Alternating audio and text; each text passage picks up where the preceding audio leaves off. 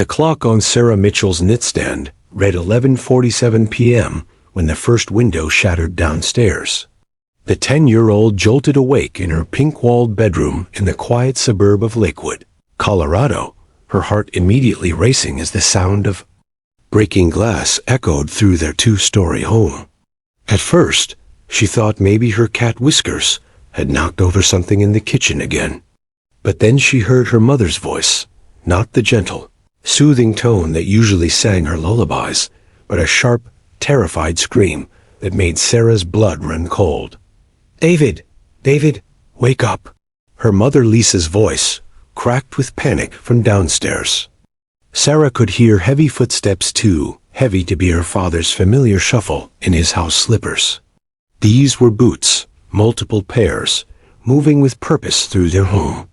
The little girl pulled her favorite stuffed elephant closer to her chest, its worn purple fur damp with her sudden tears.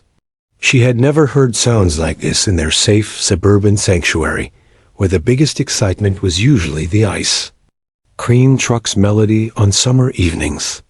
The voices that followed were deep, menacing, and completely foreign to the warmth of the Mitchell household.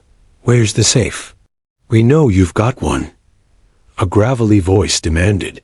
Sarah heard furniture crashing, her mother's collection of ceramic angels' gifts from her grandmother smashing against the hardwood floors. Each breaking sound felt like a piece of her childhood shattering alongside them. She wanted to run to her parents, to help somehow, but her legs felt frozen beneath her Disney princess comforter. "Please, we don't have much money," her mother's voice pleaded, and Sarah could hear the tears streaming down her face through the walls. "My daughter's upstairs sleeping. Please don't hurt her." The mention of her name made Sarah's stomach twist into knots. She pressed her ear against her bedroom door, trying to understand what was happening to her safe little world. Her father's voice joined the chaos, angry and protective, but quickly followed by a sickening thud that made Sarah whimper into her stuffed animal's fur. The terror escalated when she heard heavy footsteps on the staircase, the same stairs she bounded up every day after school, where family photos lined the walls chronicling birthday parties, Christmas mornings, and summer vacations. Now those stairs creaked ominously under the weight of strangers with evil intentions. Sarah's breath came in short, panicked gasps as she realized they were coming for her. Her mother's desperate screams from downstairs grew more frantic. "She's just a baby. Please leave her alone." In that moment, Sarah made a decision that would haunt her dreams for months to come. Instead of hiding in her closet like every instinct told her to do, she cracked open her bedroom door just wide enough to peek out. She needed to see who was hurting her family. Through the narrow gap, she watched as two men in dark clothing and ski masks reached the top of the stairs. The taller one had a distinctive limp, favoring his left leg, while the shorter one wore bright white sneakers that seemed to glow in the hallway's dim nightlight. "Check all the rooms," the limping man commanded his partner. "The kid's gotta be up here somewhere." Sarah's heart hammered so loudly, she was certain they could hear it. She memorized every detail she could see. The taller man's voice had a slight accent she couldn't place, and there was a tear in his black jacket near the shoulder. The shorter one kept checking his phone, its blue light illuminating part of his mask. These details would prove crucial later, though Sarah didn't know it at the time. When they kicked open her door, Sarah was huddled behind her bed, clutching her elephant and trying to make herself invisible. The shorter intruder grabbed her roughly, his grip leaving bruises on her small arms that would fade long before the emotional scars. "Found her," he called out, and Sarah got her first clear look at his eyes through the mask holes, cold, dark, and completely without mercy. She tried to scream for her parents, but only a strangled whisper emerged from her terror-constricted throat. What happened next would replay in Sarah's nightmares for months. The men ransacked her room, searching for valuables, tossing her books and toys around like garbage while she cowered in the corner. When they couldn't find anything of worth, their frustration turned to cruelty.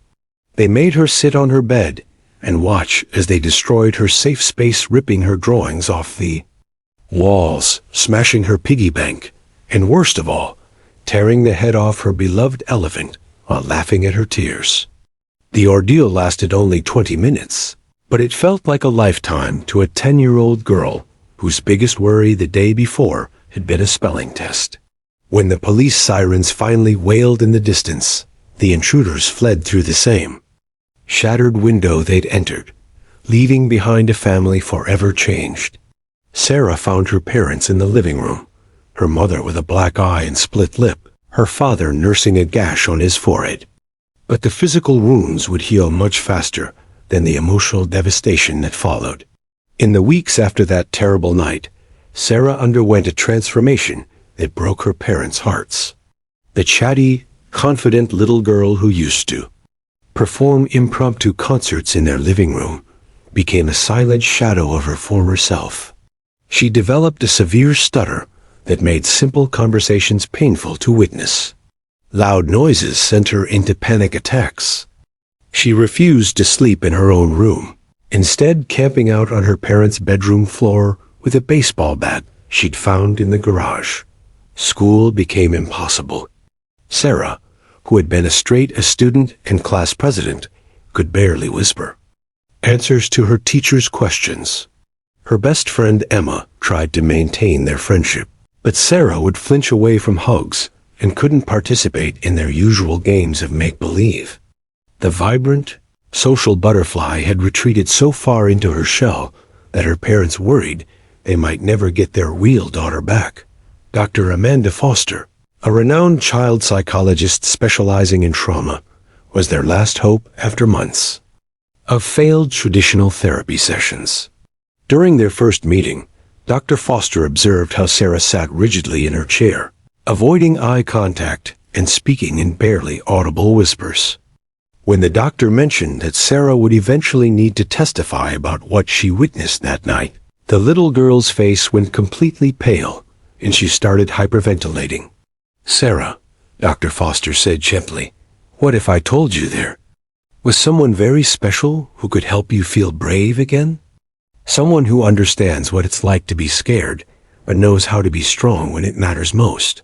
Sarah's eyes flickered with the faintest spark of curiosity, the first sign of hope her parents had seen in months. That's when Dr. Foster made a phone call that would change everything, reaching out to a specialized program that paired traumatized children with extraordinary four-legged companions, trained specifically for these heartbreaking situations. The conversation that followed would introduce Sarah to a golden retriever named Ranger, setting the stage for an unprecedented partnership that would not only help heal a broken little girl but eventually transform how the American justice system approaches its youngest and most vulnerable witnesses.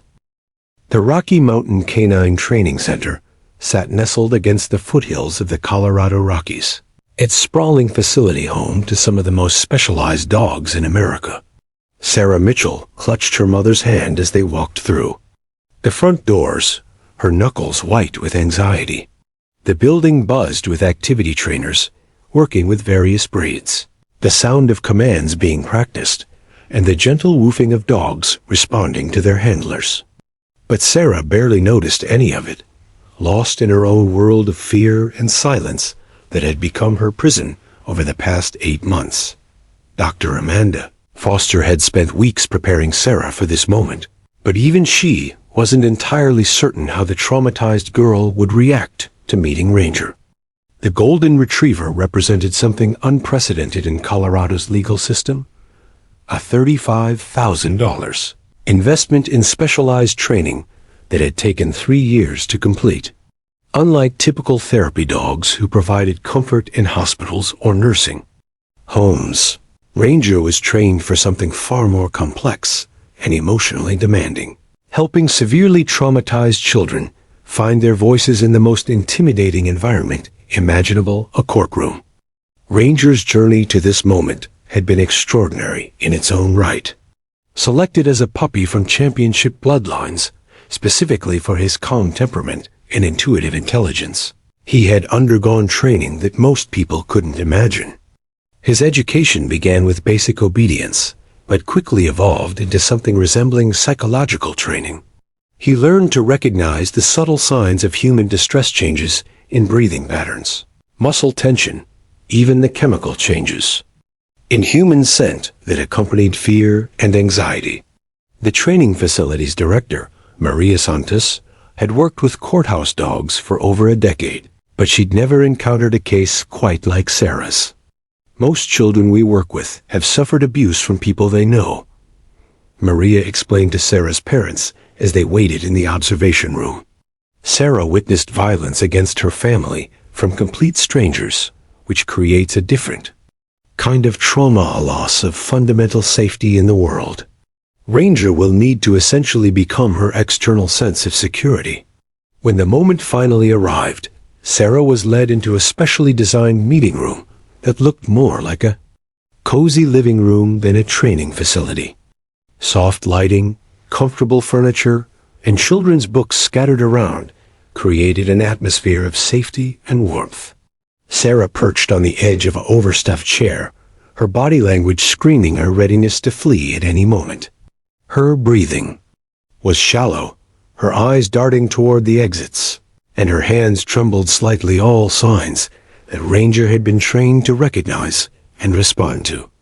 The door opened quietly, and Ranger entered with his handler, Kevin Walsh, a former Marine who had retrained as a canine specialist after his own combat trauma.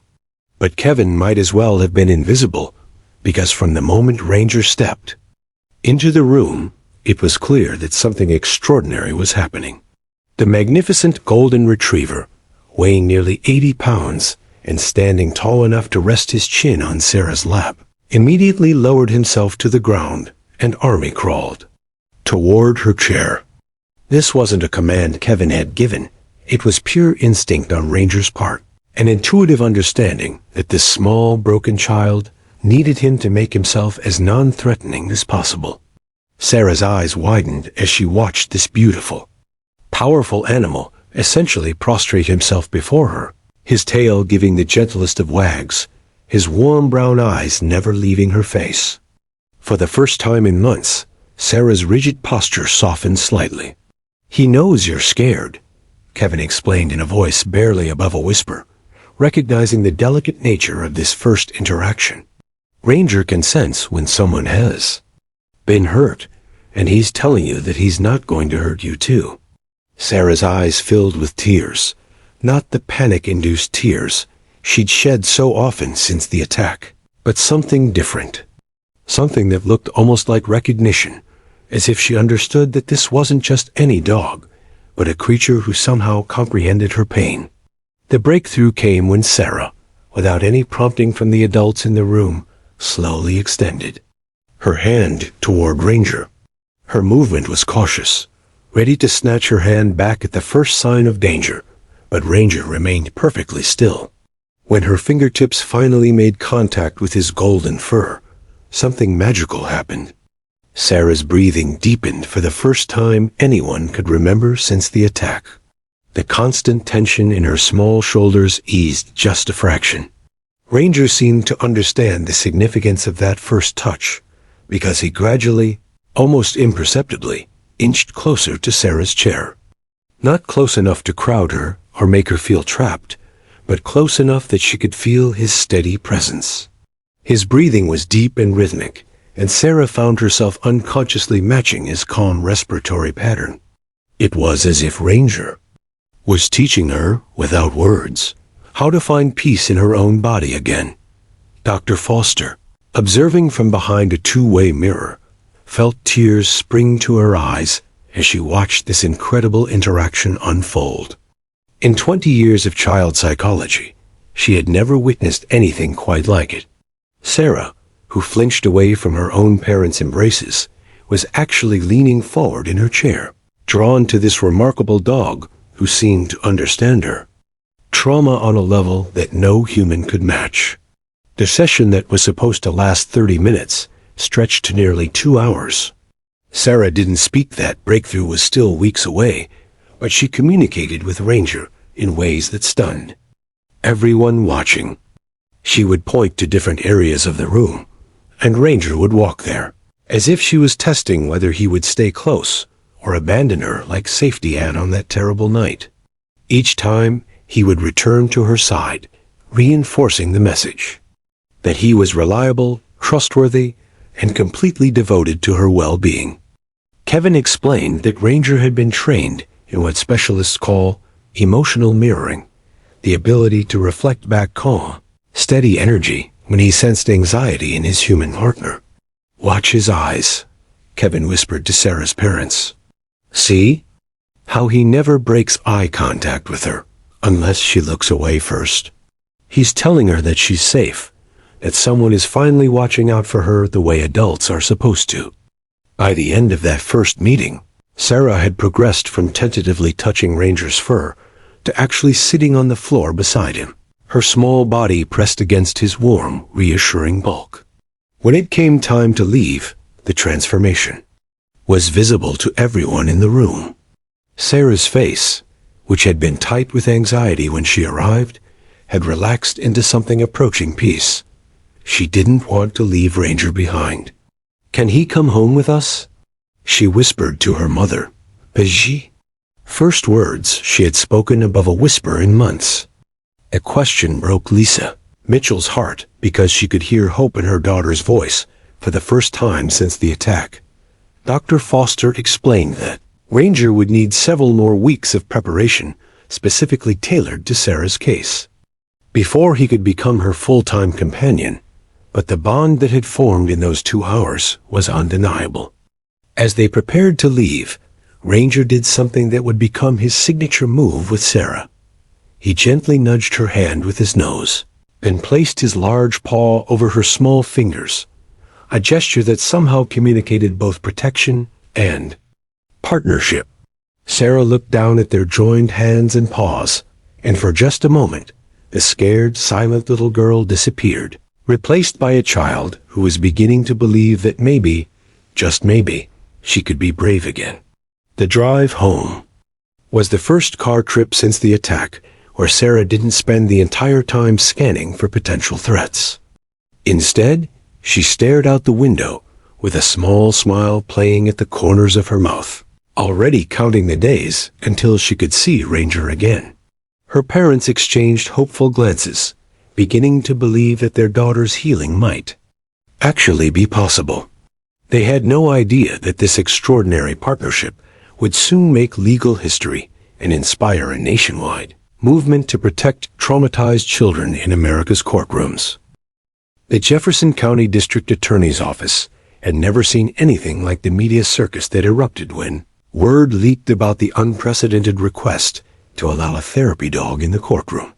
District Attorney Rebecca Stone stood at her office window on the 5th floor, watching news vans line the street below like modern-day covered wagons, circling for a legal battle that would make national headlines. Her phone hadn't stopped ringing for 3 days, with calls from legal scholars, animal rights activists, victims advocates, and reporters from as far away as New York Times and CNN. Rebecca had built her career on prosecuting the most challenging cases in Colorado, but nothing had prepared her for the firestorm she was about to ignite. The case itself was straightforward. 2 men had broken into the Mitchell family home, terrorized them, and left a 10-year-old girl as the only witness who could positively identify both suspects. What made it extraordinary was Sarah's trauma-induced selective mutism and her remarkable bond with Ranger, a golden retriever who had become her lifeline to communication. "Rebecca, you need to see this," called her assistant district attorney, Michael Torres, bursting through her office door with a thick stack of legal briefs. "The defense has filed a motion to exclude the dog, citing everything from judicial prejudice to constitutional violations. They're claiming it's a circus act designed to manipulate the jury's emotions." Rebecca sank into her leather chair, knowing that Marcus Reed, the defense attorney representing the alleged attackers, was preparing for the fight of his career. Marcus Reed was a formidable opponent, a veteran criminal defense attorney with a reputation for aggressive tactics and an encyclopedic knowledge of legal precedents. His clients, Jerome Williams and Danny Martinez, had been identified by Sarah during a police lineup. But Reed knew that child witnesses could be unreliable, especially traumatized ones. The introduction of a therapy dog into the courtroom was, in his mind, a desperate prosecutorial stunt that would irreparably prejudice any jury. Your Honor, this is unprecedented and dangerous. Reed argued during the heated pre-trial hearing that packed courtroom 7 beyond capacity. Judge Elizabeth Harper, a 20-year veteran of the bench, known for her meticulous attention to legal precedent, listened intently as Reed paced before her like a caged tiger. We're not talking about a trained service animal for a disabled person. We're talking about bringing a pet into a courtroom specifically to evoke sympathy for the prosecution's witness. It's manipulation, pure and simple. The legal arguments flew back and forth for hours. Reed cited case after case where emotional manipulation had resulted in overturned convictions. He brought up the fundamental principle that courtrooms should be neutral ground where facts, not feelings, determine justice. What's next, Your Honor? Therapy cats? Emotional support parrots? Where does it end? His voice rose with indignation as he painted a picture of American jurisprudence descending into chaos. But Rebecca Stone was equally prepared for this battle. She had spent months researching similar cases from other states, building a legal foundation that could withstand Reed's assault. Your Honor, we're not asking for a pet to be present. We're requesting accommodation for a professionally trained facility dog, certified by Canine Companions for Independence, with over 3 years of specialized training in courtroom settings. She gestured to a mountain of documentation, including certifications, training records, and precedents from New York, Hawaii, and Arizona, where courthouse dogs had been successfully utilized. The hearing room buzzed with tension as expert witnesses took the stand. Dr. Amanda Foster testified about Sarah's severe trauma and her unique bond with Ranger, explaining how the dog had become essential to the child's ability to communicate. Without Ranger, Sarah cannot speak above a whisper, Dr. Foster explained, her voice carrying the weight of months of careful observation. With Ranger present, she has progressed from complete selective mutism to being able to have conversations, answer questions, and begin processing her trauma. Reed cross-examined Dr. Foster with surgical precision, questioning the scientific validity of animal-assisted therapy in legal settings. Doctor, isn't it true that there are no controlled studies proving that therapy dogs actually improve the accuracy of witness testimony? Couldn't this emotional crutch actually make the witness more susceptible to suggestion or false memories? His questions were designed to plant seeds of doubt about the reliability of Sarah's potential testimony. The prosecution countered with Kevin Walsh, Ranger's handler, who explained the rigorous training process that separated facility dogs from ordinary therapy animals. Ranger has been trained specifically for courtroom environments, Kevin testified, his military bearing lending credibility to his words. He knows to remain absolutely still and silent during proceedings. He won't react to loud noises, sudden movements, or emotional outbursts. His presence is calming, not distracting. Judge Harper found herself in uncharted legal territory. The Colorado State Legislature had never addressed the issue of courthouse dogs, leaving her to navigate between competing interpretations of existing law. She spent her evenings poring over legal precedents from other jurisdictions, consulting with judicial colleagues, and even speaking with child advocacy experts who had dealt with similar situations. The media coverage intensified as advocacy groups took sides in the brewing legal storm. A National Center for Victims of Crime issued a statement supporting the use of courthouse dogs, arguing that anything that helped traumatize children testify served the interests of justice. Conversely, the Colorado Criminal Defense Bar raised concerns about due process and the potential for emotional manipulation of juries. Sarah's story became a lightning rod for broader debates about children's rights in the legal system.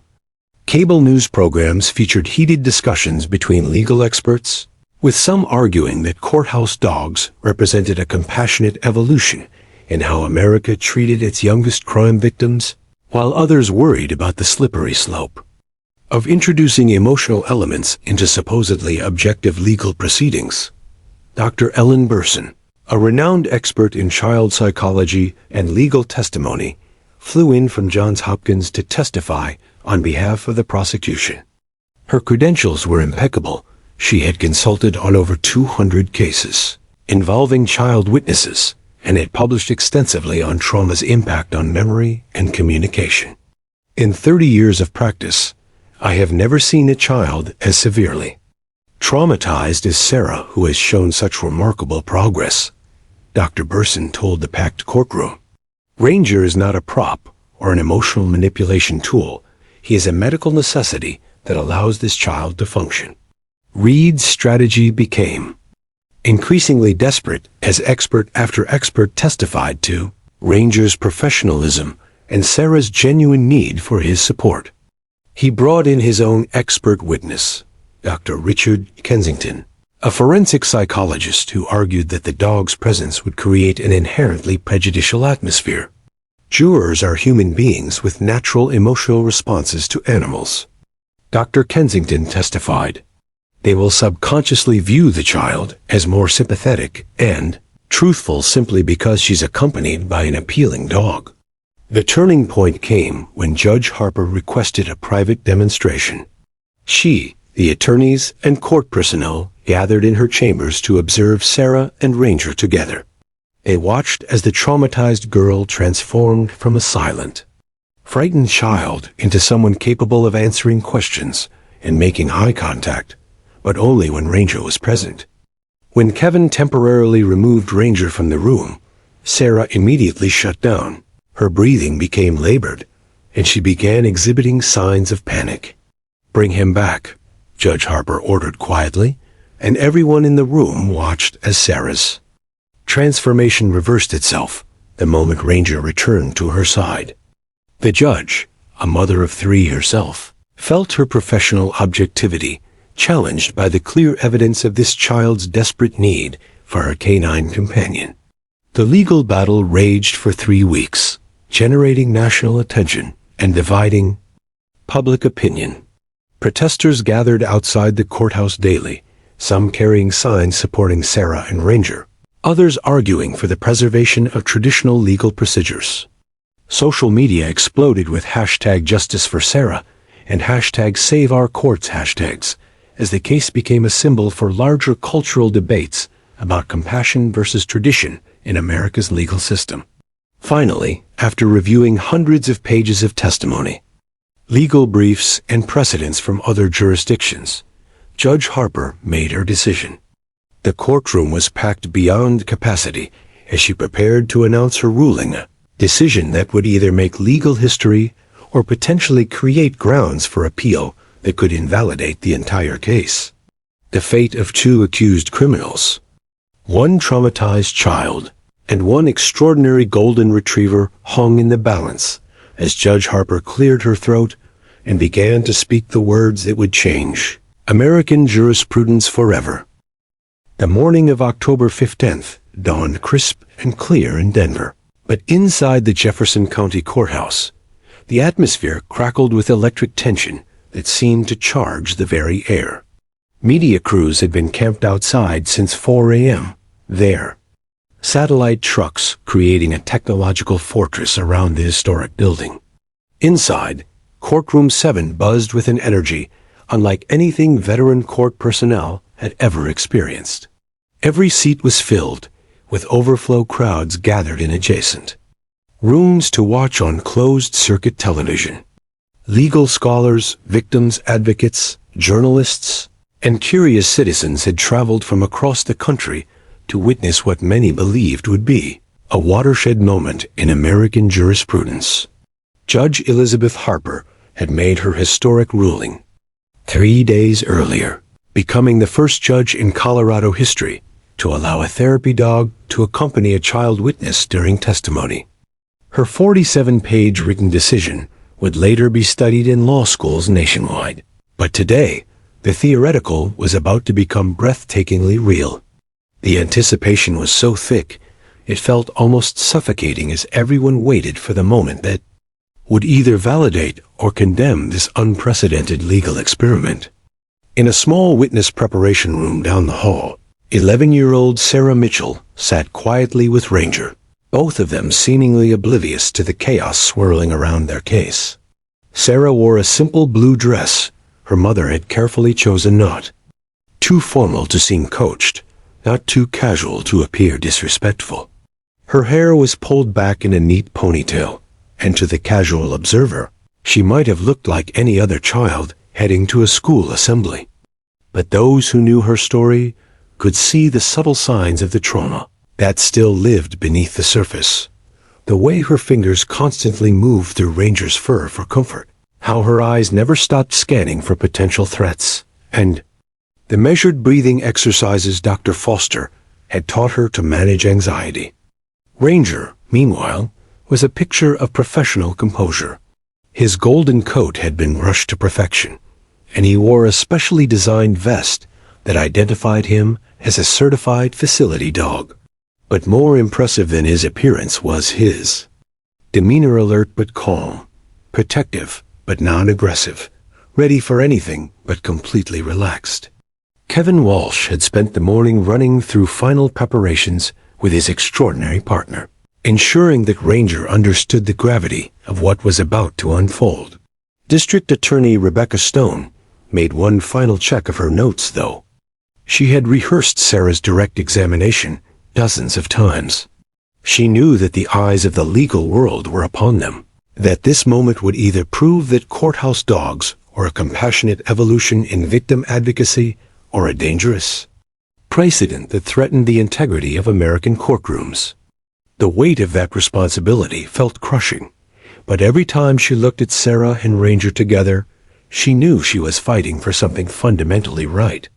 Defense attorney Marcus Reed paced nervously in his preparation room, surrounded by law books and legal briefs that represented his last-ditch efforts to exclude the dog.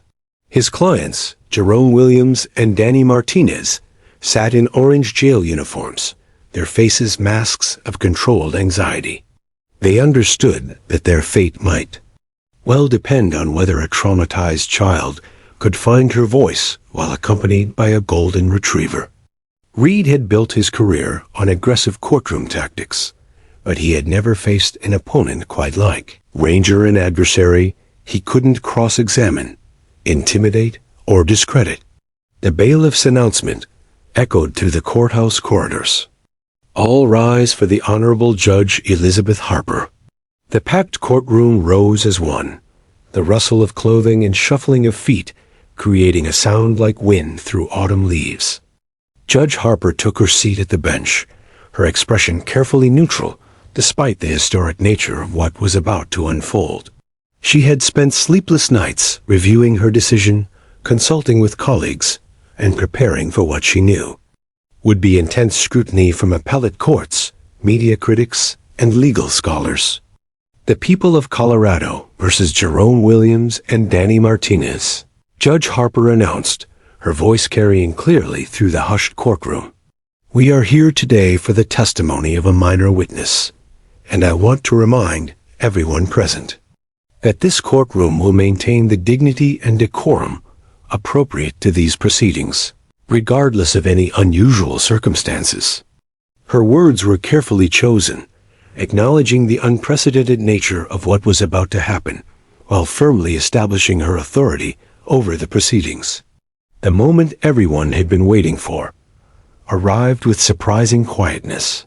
No fanfare, no dramatic music, just the soft sound of a door opening and the gentle click of paws on marble flooring. Sarah entered courtroom 7 with her hand resting lightly on Ranger's head, their synchronized movement so natural it looked like a dance they had practiced for years. The packed gallery fell completely silent, as if everyone understood they were witnessing something that would be remembered and studied for decades to come. The transformation in Sarah's demeanor was visible to everyone in the courtroom. Gone was the terrified, silent child who had hidden in her bedroom 8 months earlier. In her place walked a young girl who, while clearly nervous, radiated a quiet strength that seemed to flow directly from her connection to the magnificent dog beside her. Ranger's presence didn't make her fearless. It made her brave, and everyone watching could see the difference. As they made their way down the center aisle, the impact on the courtroom was immediate and profound. Veteran attorneys found themselves unexpectedly moved by the sight of this small girl drawing courage from her four-legged guardian. Several jurors visibly softened, their earlier skepticism about the unusual arrangement giving way to recognition of something fundamentally touching about the partnership they were witnessing. Even court reporter Janet Mills, who had transcribed thousands of testimonies over her 15-year career, found herself blinking back tears at the quiet dignity of the moment. Defense attorney Reed felt his stomach drop as he watched the jury's reaction. His worst fears were being realized. The dog's presence was creating exactly the kind of emotional atmosphere he had warned against. But as he prepared to object, once again, he caught sight of something that stopped him cold. This wasn't a performance or a manipulation. The bond between Sarah and Ranger was so genuine, so clearly rooted in the child's desperate need for security, that even his practiced cynicism couldn't dismiss it as prosecutorial theater. The defendants, Williams and Martinez, had been coached by Reed to remain impassive, regardless of what happened in the courtroom. But watching Sarah approach the witness stand, both men seemed to shrink in their seats. Williams, the taller man with the distinctive limp that Sarah had observed during the attack, appeared particularly shaken. He had convinced himself that the traumatized child wouldn't be able to identify him with certainty. But seeing her confidence as she moved through the courtroom with Ranger beside her clearly rattled that assumption. Judge Harper watched the proceedings with the keen eye of someone who understood that legal history was being made in real time. She had anticipated various scenarios, disruptions from protesters, challenges from the defense, even the possibility that Sarah might freeze up despite Ranger's presence. What she hadn't expected was the profound sense of rightness that settled over the courtroom as Sarah and Ranger took their positions. It felt less like a legal experiment and more like a natural evolution of justice, adapting to serve its most vulnerable participants. The gallery buzzed with barely contained emotion as Sarah approached the witness stand. Her parents, Lisa and David Mitchell, gripped each other's hands so tightly their knuckles turned white. Dr. Amanda Foster, watching from the back of the courtroom, felt a profound sense of pride mixed with professional validation. The months of careful preparation, the gradual rebuilding of Sarah's confidence, and the remarkable bond with Ranger were all converging in this single pivotal moment. As Sarah placed her hand on the Bible to be sworn in, Ranger positioned himself exactly as he had been trained, close enough to provide comfort and security, but far enough away to avoid any appearance of influencing her testimony. His golden eyes never left Sarah's face, a silent promise that she was not alone, that someone was watching over her with unwavering devotion. The bailiff's voice carried clearly through the silent courtroom as he administered the oath that would give legal weight to whatever this brave young girl was about to share. Do you solemnly swear that the testimony you are about to give will be the truth, the whole truth, and nothing but the truth, so help you God? Sarah's voice, when it came, was clear and strong, carrying to every corner of the packed courtroom. I do. And in that moment, as her words echoed off the walls of courtroom 7, everyone present understood that they were witnessing something far more significant than a single criminal trial. They were seeing the future of how America would treat its youngest and most traumatized victims in the sacred pursuit of justice. The silence in courtroom 7 was so complete that the soft whir of the air conditioning system seemed deafening. As District Attorney Rebecca Stone approached the witness stand, Sarah Mitchell sat perfectly straight in the chair that had been adjusted to accommodate her small frame, her feet barely touching the floor despite the booster cushion. Ranger lay motionless at her feet, his golden head resting on his paws, but his intelligent eyes remained alert and focused on Sarah's face. The weight of the moment pressed down on everyone present. 12 jurors, packed galleries, national media, and legal observers who understood they were about to witness either a triumph of compassionate justice or a catastrophic failure that could haunt the legal system for decades. "Good morning, Sarah," Rebecca Stone began, her voice gentle but clear enough to carry to every corner of the courtroom.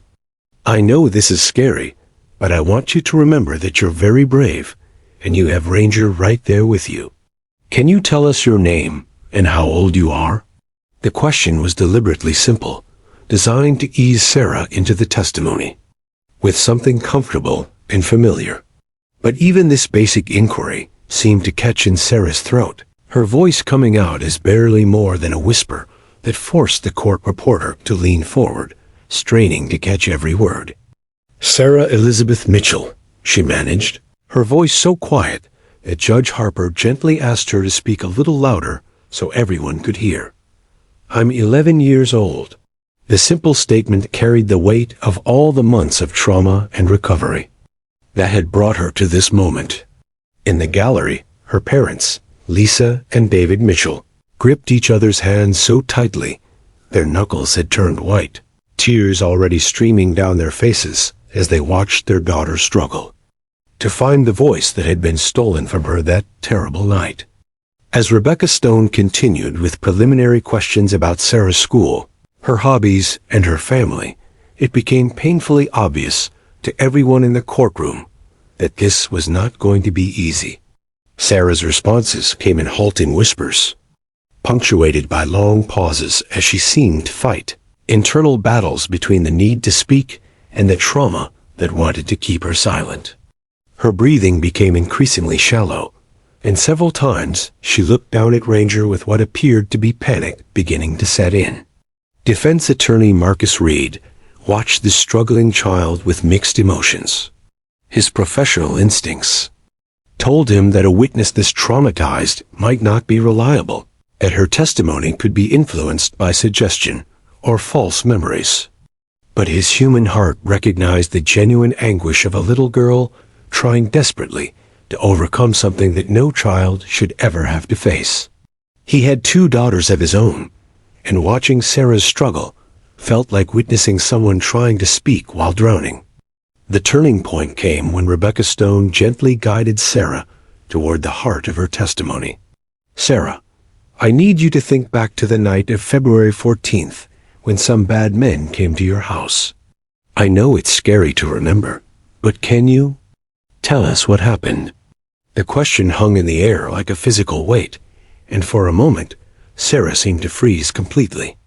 Her breathing became rapid and shallow, her hands trembling as the familiar signs of panic began to manifest. That's when Ranger did something that stunned everyone in the courtroom, including his handler Kevin Walsh. Without any command or signal, the golden retriever slowly rose from his lying position and gently placed his large head directly on Sarah's lap. It wasn't a trained behavior. It was pure instinct, an understanding that his partner was in distress and needed immediate comfort. Judge Harper started to intervene, concerned about maintaining courtroom protocol, but stopped when she saw the immediate effect on Sarah. The moment Ranger's warm, reassuring weight settled on her lap, Sarah's breathing began to steady. She looked down into his calm, intelligent eyes and seemed to draw strength from their connection. Her trembling hands found their way to his soft ears, and the rhythmic motion of stroking his fur appeared to ground her in the present moment, rather than the terrifying memories she was being asked to relive. "He came through my window," Sarah began, her voice still quiet, but noticeably stronger than before. The glass made a really loud noise when it broke. As she continued, something remarkable began happening. With each sentence, her voice grew more confident, more clear, more determined. It was as if Ranger's presence was literally giving her the strength to speak truths that had been locked inside her for nearly 9 months. The courtroom sat in absolute silence as Sarah described the horror of that night, hearing her mother's screams, the heavy footsteps on the stairs, hiding behind her bed only to be discovered by the intruders. Her testimony was devastating in its simple honesty, delivered in the straightforward language of a child who had no reason to lie or embellish. She described details that only someone who had lived through the experience could know: the smell of cigarettes on one man's jacket, the distinctive sound of the taller man's limp as he climbed the stairs, the way the shorter intruder kept checking his phone throughout the ordeal. Juror number 7, a mother of 3 herself, found tears streaming down her face as she listened to this brave child recount the night that had shattered her sense of safety. The entire jury seemed transfixed by Sarah's testimony, particularly by the visible transformation occurring before their eyes. The terrified, whispering girl who had taken the stand was evolving into someone stronger, someone determined to be heard. But the most powerful moment came when Sarah looked directly at the defendants for the first time. Jerome Williams, the taller man with the limp, visibly flinched when Sarah's gaze found him in the courtroom. "That's him," she said, her voice ringing clear and strong as she pointed directly at Williams. "He's the one who grabbed me and threw my stuffed elephant on the floor and laughed when I cried." The accusation hung in the air like a physical blow, and Williams seemed to shrink in his chair under the weight of her unwavering gaze. Danny Martinez, the shorter defendant, appeared equally shaken when Sarah's attention turned to him. "And that's the one with the white shoes," she continued, her confidence growing with each identification.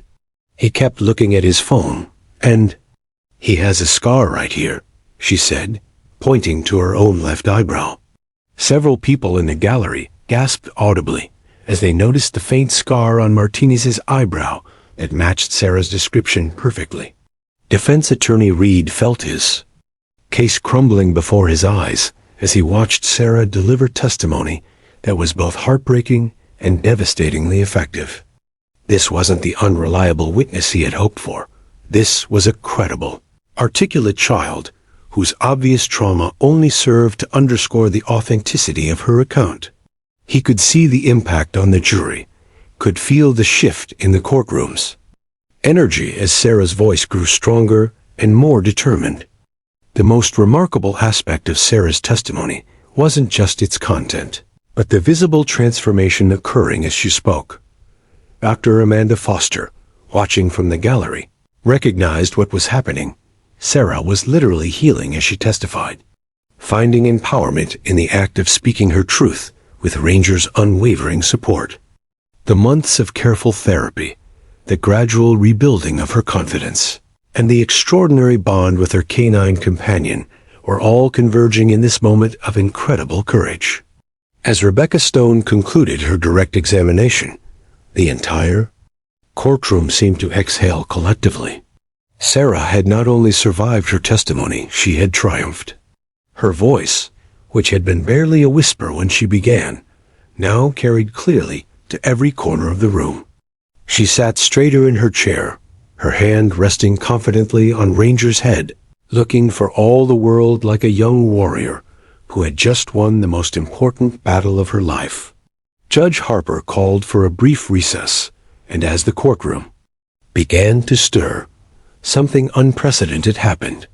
The gallery erupted in spontaneous, respectful applause, not for the legal proceedings, but for the extraordinary courage of a little girl who had found her voice with the help of her remarkable four-legged guardian.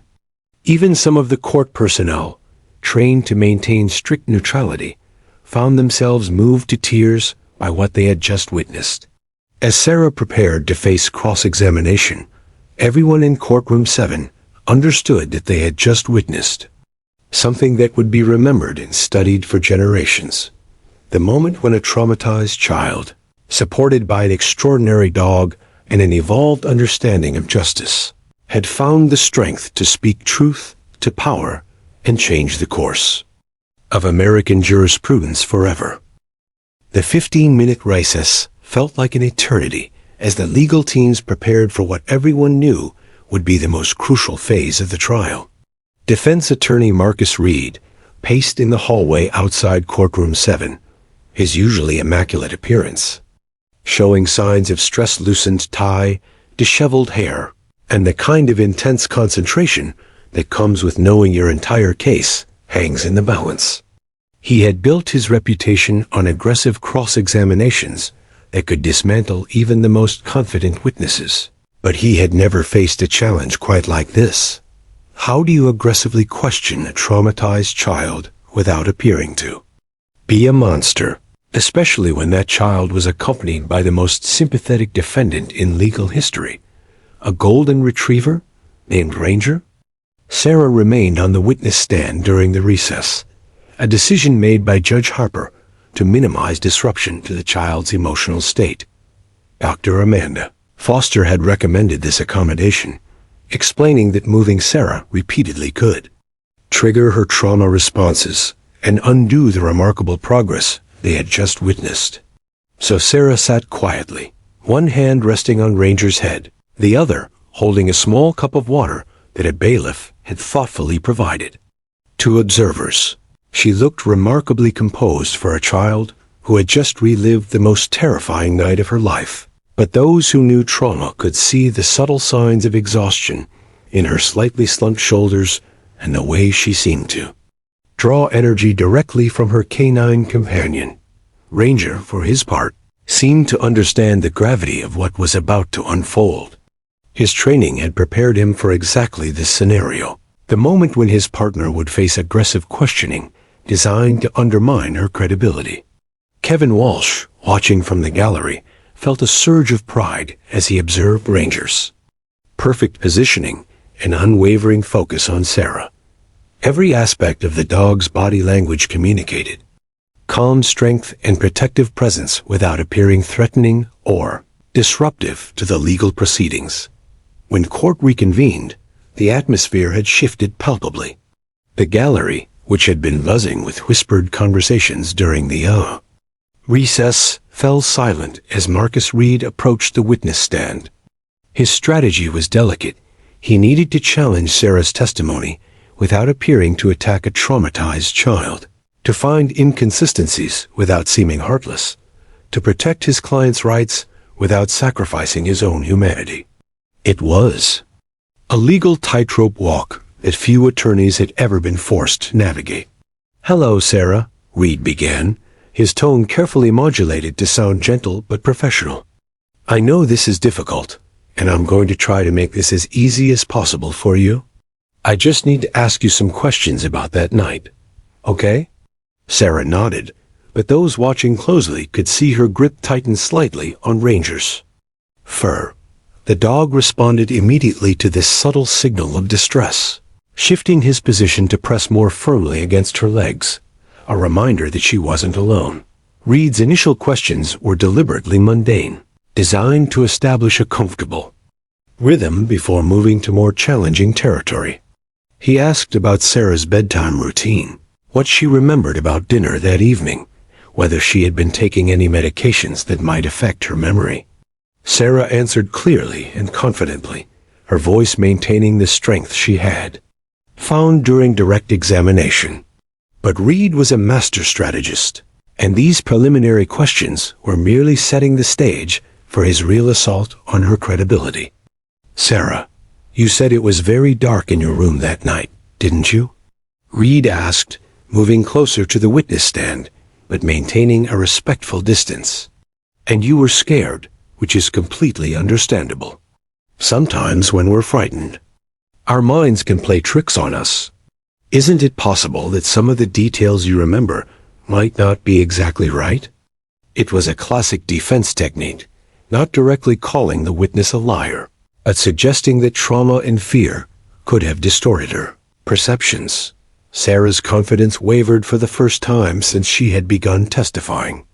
The question seemed to plant seeds of doubt in her mind, and those watching could see her struggling with the implications. I think I remember right, she said, but her voice had lost some of its earlier strength. Ranger immediately sensed the change in her emotional state, his ears perking up and his eyes becoming more alert as he prepared to provide whatever support his partner might need. Reed pressed his advantage, sensing that he might be able to create reasonable doubt about Sarah's testimony. You were hiding under your bed, weren't you? And it was dark, and you were very scared. Isn't it possible that you couldn't really see the men's faces clearly? Maybe you only thought you saw certain details because you were so frightened? His questions were relentless, but delivered in a tone that suggested concern rather than attack, a masterful display of courtroom psychology designed to undermine Sarah's credibility without appearing to victimize her further. The impact on Sarah was immediate and devastating.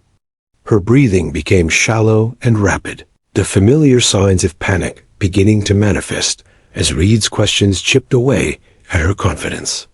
Her hands began to tremble, and she looked down at Ranger with growing distress. The old stutter that had plagued her for months after the attack began to creep back into her voice. I think I saw them, right, she stammered, but the uncertainty in her voice was audible to everyone in the courtroom.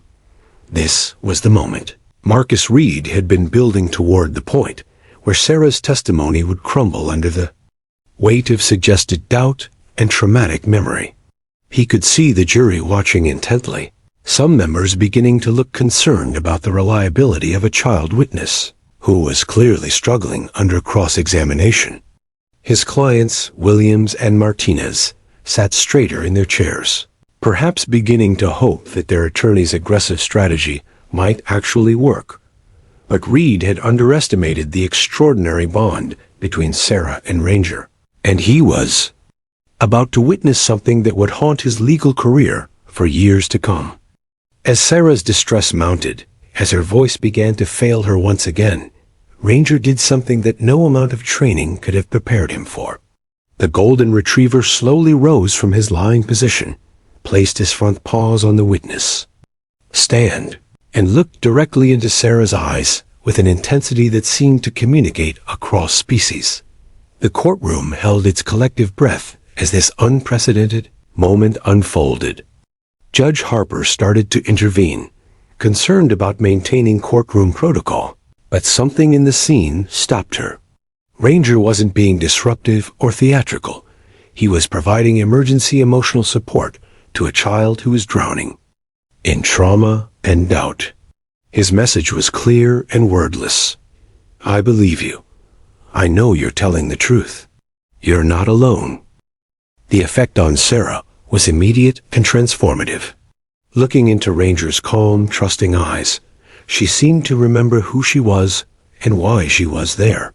The trembling in her hands stopped, her breathing steadied, and when she looked back at Marcus Reed, her voice carried a strength that seemed to come from somewhere deep inside her soul. I wasn't hiding under my bed, Sarah said, her voice ringing clear and strong throughout the hushed courtroom. I was behind my bed, and there was a nightlight, and I could see everything perfectly. I remember because I was so scared I noticed every single thing about them so I could tell my mom and dad who hurt us. The power in her voice was unmistakable, and the conviction in her words hit the courtroom like a physical force. Reed took a step backward, visibly shaken by the transformation he had just witnessed. This wasn't the uncertain, stammering child he had been successfully undermining moments before this. Was a young woman who had found her voice and her power with the help of her extraordinary companion. He tried to continue his line of questioning, but Sarah's newfound confidence seemed unshakable. The tall man had a limp in his left leg, and he smelled like cigarettes, Sarah continued, her voice growing stronger with each word. The shorter man wore white sneakers that looked new, and he had a scar on his left eyebrow that looked like a lightning bolt. He kept checking his phone every few minutes, and the screen made his face look blue in the dark. I remember everything, because I knew someday I'd have to tell someone what they did to my family. The silence that followed Sarah's declaration was deafening. Every person in courtroom 7 understood that they had just witnessed something extraordinary, not just a legal testimony, but a moment of human triumph over trauma, fear, and doubt. The jury sat transfixed, several members openly wiping away tears as they watched this brave child reclaim her power with the help of her remarkable four-legged guardian. Marcus Reed stood frozen at the witness stand, his carefully planned cross-examination in ruins. He had intended to create doubt about Sarah's testimony, but instead had inadvertently created one of the most powerful moments of witness credibility in legal history. Looking at the jury, he could see that his aggressive strategy had backfired spectacularly. Instead of appearing unreliable, Sarah now seemed more credible than ever, her temporary vulnerability making her ultimate strength all the more compelling. Judge Harper watched in amazement as this unprecedented scene concluded. In 30 years on the bench, she had never witnessed anything quite like it. A therapy dog literally helping a traumatized child find her voice and strength in the face of aggressive legal attack. The moment would be studied in law schools for decades to come, not just as an example of innovative victim advocacy, but as proof that sometimes the most profound justice comes not from legal maneuvering, but from the simple power of truth supported by unconditional love. The jury deliberation room buzzed with intense conversation as 12 citizens grappled with one of the most emotionally charged cases in Jefferson County history. Outside, the October afternoon had turned crisp and golden, but inside the windowless room, time seemed suspended as the jurors wrestled with questions that went far beyond the guilt or innocence of Jerome Williams and Danny Martinez. They had witnessed something unprecedented, a traumatized child finding her voice with the help of a therapy dog in what many legal experts were calling a watershed moment for American jurisprudence. Jury Foreman Robert Chun, a retired high school principal with 30 years of experience working with children, found himself profoundly moved by Sarah's testimony.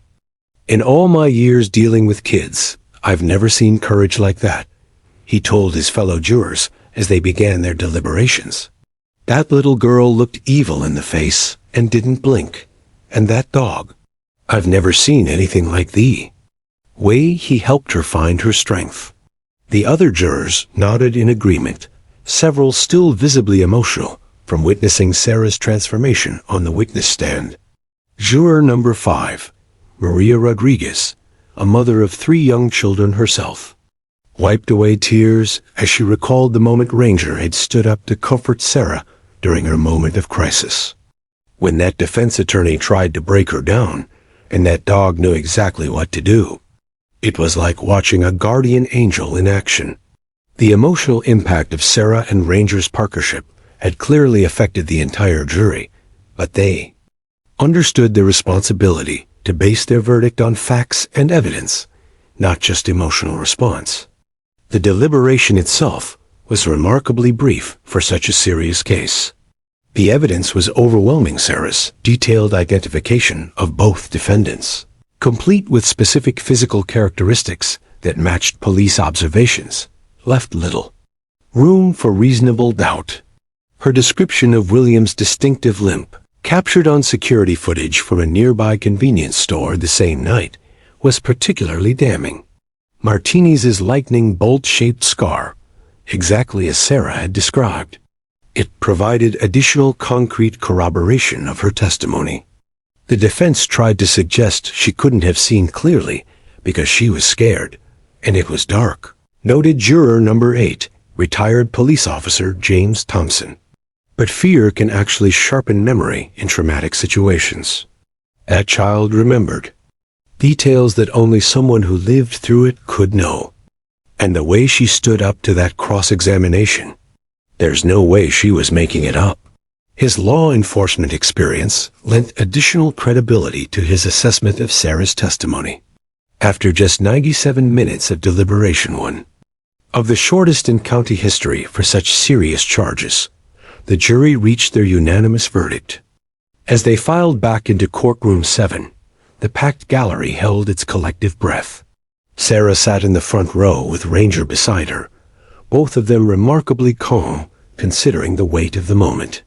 Her parents, Lisa and David Mitchell, flanked their daughter, their faces masks of barely controlled emotion, as they awaited the decision that would determine whether justice would be served for the nightmare that had shattered their family's sense of safety.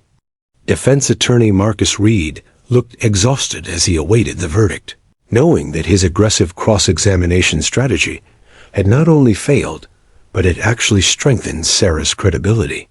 His clients, Williams and Martinez, sat rigidly in their orange jail uniforms, their faces pale with the knowledge that their fate had been sealed by the testimony of a brave 11-year-old girl and her extraordinary canine companion.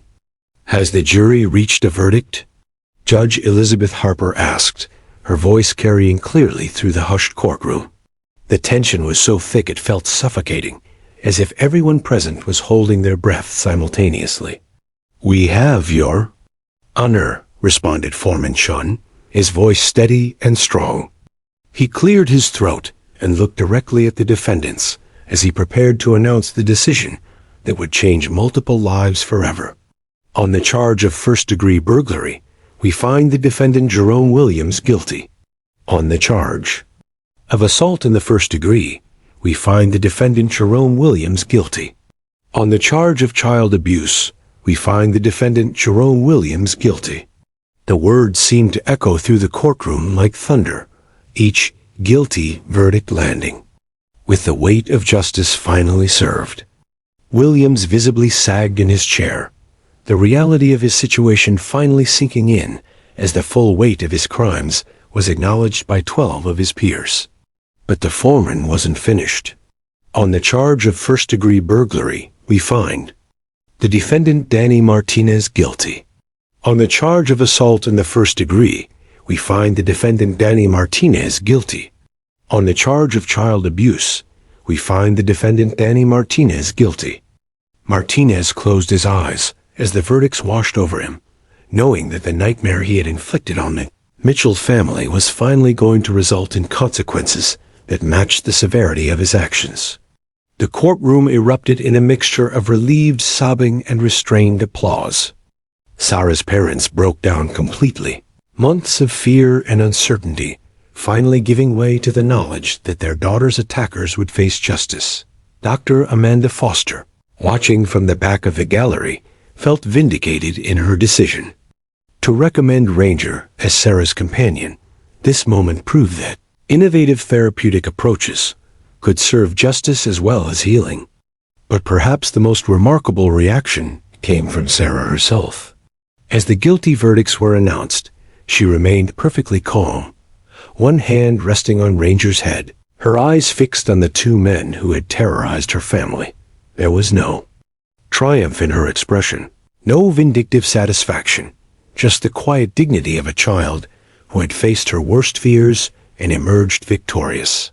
When a reporter later asked her how she felt about the verdicts, Sarah's response would become legendary. "I'm not happy they're going to jail. I'm happy they can't hurt any other families like they hurt mine." The sentencing phase, held 3 weeks later, brought additional validation for Sarah's courage and the groundbreaking use of Ranger in legal proceedings. Judge Harper sentenced Williams to 18 years in state prison, citing his role as the primary aggressor and his extensive criminal history. Martinez received 15 years, with the judge noting that while he was equally culpable in the crimes, his cooperation during the investigation had been taken into consideration.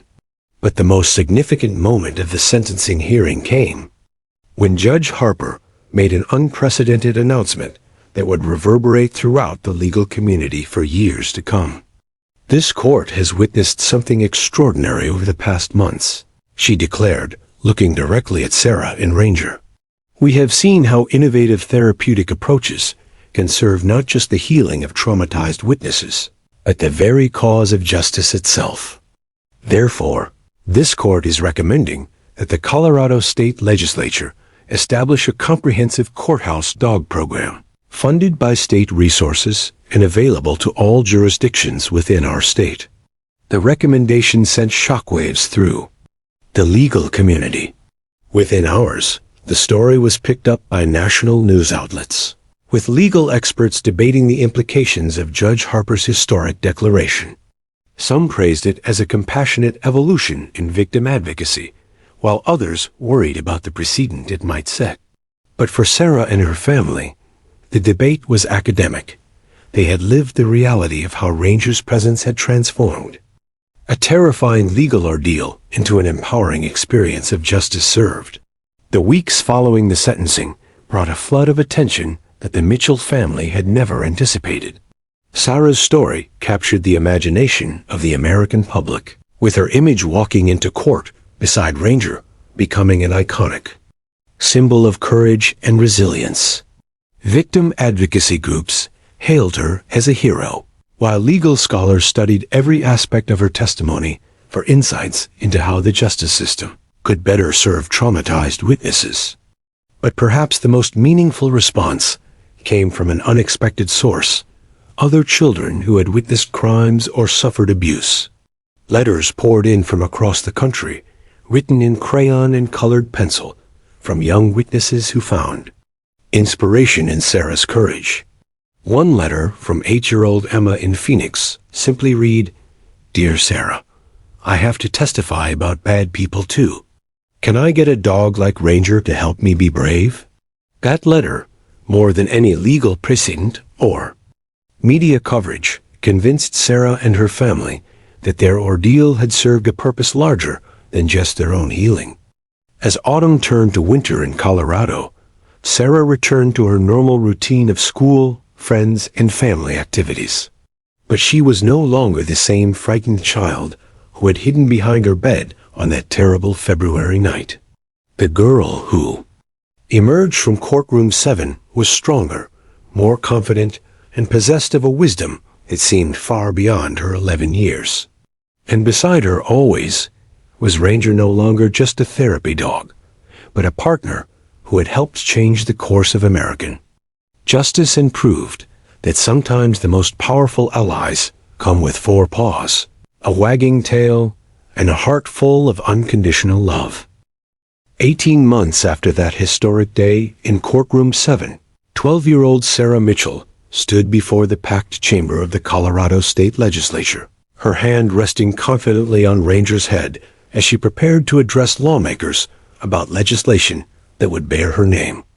The Sarah's Law bill sat on every legislator's desk, a comprehensive piece of legislation that would establish the first fully state-funded courthouse dog program in American history. The journey from traumatized victim to legislative advocate had been extraordinary, but nothing had prepared Sarah's family for the national movement that their story had sparked.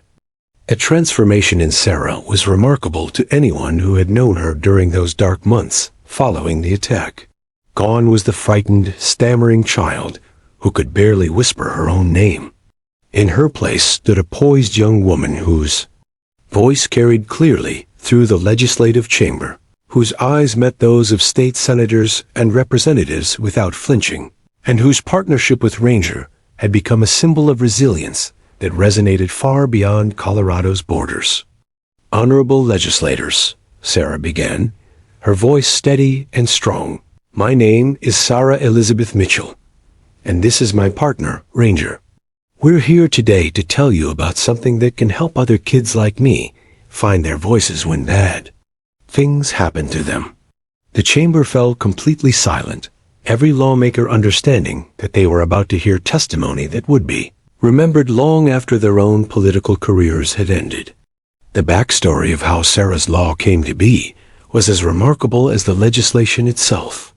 In the weeks following the trial, Judge Elizabeth Harper had worked tirelessly with victim advocacy groups, child psychologists, and legislative drafters. to create a bill that would institutionalize courthouse dog programs throughout Colorado. The proposed legislation was comprehensive. State funding for training specialized facility dogs, certification requirements for handlers, guidelines for courtroom protocols, and protection from legal challenges that might exclude these therapeutic partners. But the bill faced significant opposition. Conservative legislators worried about the cost and estimated $2.3 million annually to establish and maintain the program statewide. Defense attorneys' associations raised concerns about potential prejudice and the precedent of allowing emotional manipulation in courtrooms.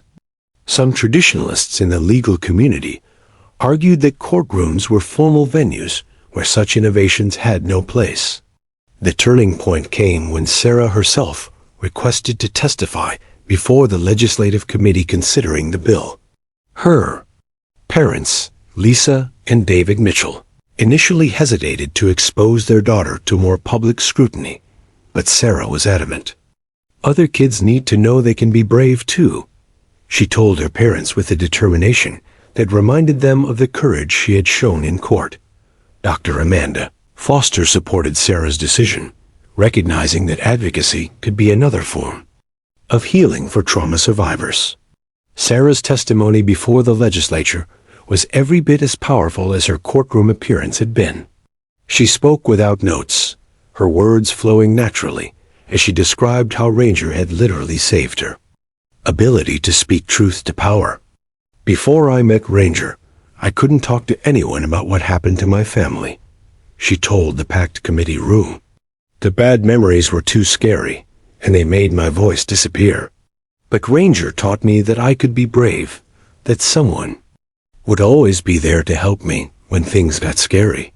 The emotional impact on the legislators was immediate and profound.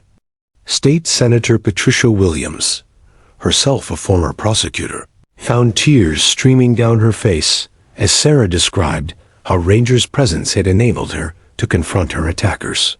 In 20 years of public service, I have never heard testimony more compelling, Senator Williams later said. This child and her remarkable partner prove that innovation in our justice system isn't just possible, it's essential. But Sarah's most powerful moment came when she addressed the concerns about cost and precedent directly. Some people think courthouse dogs cost too much money, she said, her voice carrying the wisdom of someone far beyond her 12 years. But how much does it cost when kids can't tell the truth about what happened to them? How much does it cost? Families when bad people don't go to jail because kids are too scared to speak? The questions hung in the air like a challenge to anyone who might oppose the legislation. The committee voted unanimously to advance Sarah's law to the full legislature. But the real test came during floor debates in both chambers.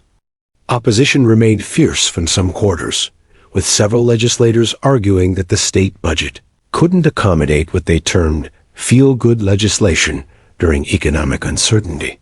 The debates were heated, often emotional and closely watched by media outlets that had followed Sarah's story from the beginning. Representative Mark Davidson, a conservative from rural Colorado, became an unexpected ally when he shared his own story of childhood trauma during floor debate. I was sexually abused as a child, he told his stunned colleagues, and I never told anyone because I was too scared and ashamed. If there had been a Ranger in my life, maybe I could have found the courage to speak up. Maybe my abuser wouldn't have hurt other children. His testimony effectively ended organized opposition to the bill. The final vote was overwhelming 47-18 in the state Senate and 89-26 in the House of Representatives. Governor Jennifer Martinez signed Sarah's law in a ceremony attended by hundreds of supporters, with Sarah and Ranger standing beside her as she put pen to paper. Today, Colorado becomes a national leader in protecting our most vulnerable witnesses, Governor Martinez declared. Sarah Mitchell and Ranger have shown us that justice and compassion are not opposing forces. They are partners in creating a more perfect system of law. The impact of Sarah's law extended far beyond Colorado's borders. Within 6 months, similar legislation had been introduced in 15 other states, with lawmakers explicitly citing Sarah's story as inspiration. The Ranger effect, as legal scholars began calling it, sparked a national conversation about trauma-informed justice practices that reached the highest levels of the federal government. Sarah found herself in the unexpected role of national advocate, traveling to speak at conferences, law schools, and victim advocacy events across the country. Her partnership with Ranger had evolved beyond therapy into something approaching civil rights advocacy, with their story inspiring documentary filmmakers, academic researchers, and policy experts studying innovative approaches to justice. The most meaningful validation came from the children whose lives were directly impacted by courthouse dog programs inspired by Sarah's courage. Letters poured in from young witnesses across America who had testified with canine companions by their sides. 8-year-old Marcus in Texas wrote, "Dear Sarah, I told the truth about my mean uncle with my dog Bailey helping me. He can't hurt kids anymore because I was brave like you." Such letters filled an entire wall in Sarah's bedroom, each one representing a child who had found their voice with help from a 4-legged guardian. Ranger himself had become something of a celebrity in the therapy dog community. Now 5 years old and at the peak of his abilities, he had assisted over 70 children in various legal proceedings throughout Colorado. His calm professionalism and intuitive understanding of human trauma had made him a model for training programs nationwide. Kevin Walsh, his handler, often joked that Ranger received more fan mail than most movie stars. But perhaps the most profound change was in Sarah herself. The traumatized child who had once hidden behind her bed in terror had become a confident young woman who understood that her voice could change the world. She spoke regularly at schools about overcoming adversity, had started a nonprofit organization to fund courthouse dog training, and had been featured on the cover of Time magazine as one of America's most influential teens. As Sarah approached her 13th birthday, she reflected on the journey that had taken her from victim to advocate to symbol of hope for trauma survivors everywhere. The night that had once represented the worst moment of her life had become the catalyst for changes that would protect countless other children. Her partnership with Ranger had proven that healing and justice were not separate goals, but interconnected forces that could transform not just individual lives, but entire systems of law. Standing in her childhood bedroom, now decorated with awards, letters from grateful families, and photos from legislative ceremonies, Sarah looked at Ranger Grayer around the muzzle, now but still alert and devoted, and knew their work was far from finished. Other states were considering courthouse dog legislation. Federal lawmakers were discussing national standards, and somewhere, another frightened child was waiting for the courage that only an extraordinary 4-legged guardian could provide. The little girl who had once lost her voice to trauma had found it again with Ranger's help, and together they had created a legacy that would echo through American courtrooms for generations to come, ensuring that no child would ever again face their worst fears alone.